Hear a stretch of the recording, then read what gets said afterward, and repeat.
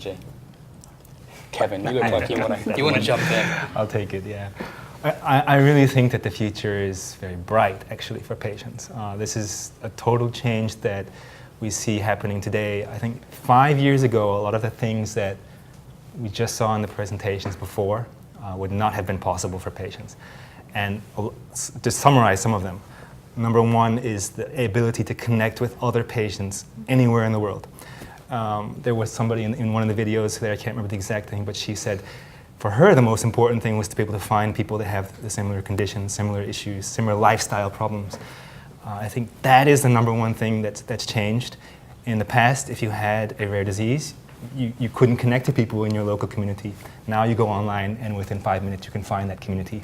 So number one thing, and number two, which I think is very bright for patients, is technology is driving a lot of all of this. It's social media which enabled this. It's social media which enables patients to come together.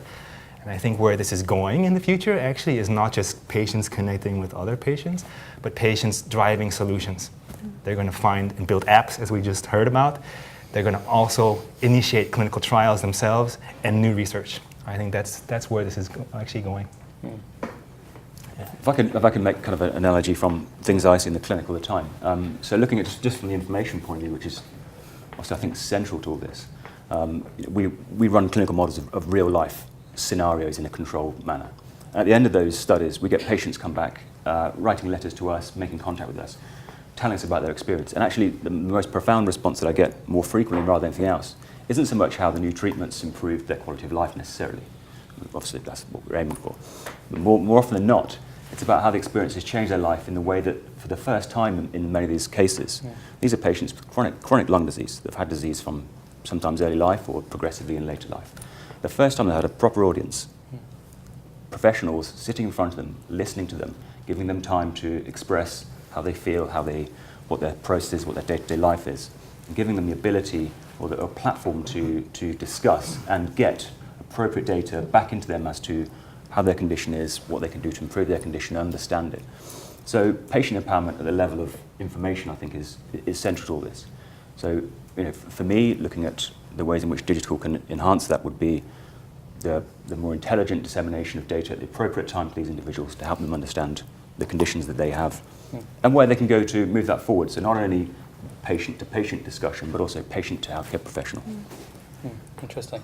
Emma, do you want to come in next before we move to... Yeah, I was just going to say, I think kind of leading off from that, actually, it kind of allows us to be less passive, I think, as patients, because previously, and especially kind of in older patients, I hear them a lot in the clinics, they're so very grateful for the time that they get with the clinician, because you get maybe kind of half an hour a year with your main clinician when you have Parkinson's, with your neurologist.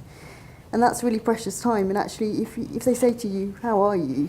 You say, I'm okay, because you don't want to kind of seem worse than you were last year. It's a kind of a saving face kind of thing. But actually, technology can help us kind of measure over the space of a year how we're feeling, how things are progressing, and kind of put us in charge of kind of self-monitoring a little bit, and actually measurement in between those appointments. So we can, I kind of allowed to increase my medication if I need to. So if I see patterns in my behaviour, I can start to take a little bit more medication or a little bit less, and that puts us in control, which I think is a really great thing. That's good. Now, Jeff, do you want to give this a pharma spin a little bit? That might be a big ask. I wouldn't claim to represent the entire pharmaceutical industry. I was reading something a couple of weeks ago about, if we're thinking about what the world looks like for the patients in the future, which is all of us in reality, I was reading a couple of weeks ago about millennials being more comfortable with being diagnosed by machine, which I think is really interesting, and that's, obviously that rules me out, but it's a whole sea change in the way healthcare diagnosis will be carried out in the future, I believe, and significantly some of the things that Emma talked about in her presentation, talked about also pharma, around medication and the adverse side effects that people experience as a consequence of medication, and how we think about that. Is that acceptable, really, that you end up feeling worse taking your medication than you do when you don't take your medication? Is that really the way we should be delivering care? And I think there's also something about recognizing, as an industry, as a healthcare industry and the healthcare ecosystem, recognizing that what people deal with their conditions is, for example, not being able to sleep at night, as in the case of the diabetes guys.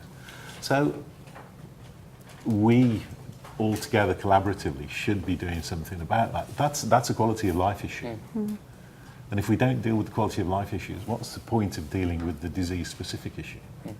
Because if people have an illness which is under control, but they feel dreadful and their life feels on a scale of 1 to 10 somewhere below 1, that's really not acceptable for us. So I think there has to be a big focus in the future. And I've sensed over things I've been hearing and reading over the last couple of years, that is being recognised and is beginning to come into people's consciousness. Yeah. So when you say people's consciousness, you mean just across the board? I mean people in the healthcare system who have a role to play in changing that quality of life issue for patients and improving it.